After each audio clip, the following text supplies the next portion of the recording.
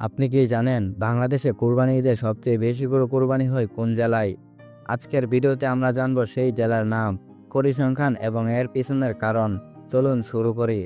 প্রাণী সম্পদ অধিদপ্তরের তথ্য অনুযায়ী 2023 সালে সারা দেশে কুরবানি হয়েছে মোট 1,41,812টি পশু। এর মধ্যে গরুর সংখ্যা ছিল 45,81,060টি। ঢাকা বিভাগে কুরবানি হয়েছে সর্বাধিক সংখ্যক পশু। শুধুমাত্র গরুর সংখ্যা ছিল 13,37,954টি। এর পিছনে রয়েছে ঢাকার উচ্চ জনসংখ্যা, অর্থনৈতিক সামর্থ্য এবং শহরের জীবনের প্রভাব। অন্যদিকে ময়মনসিংহ বিভাগে কুরবানির সংখ্যা ছিল সবচেয়ে কম।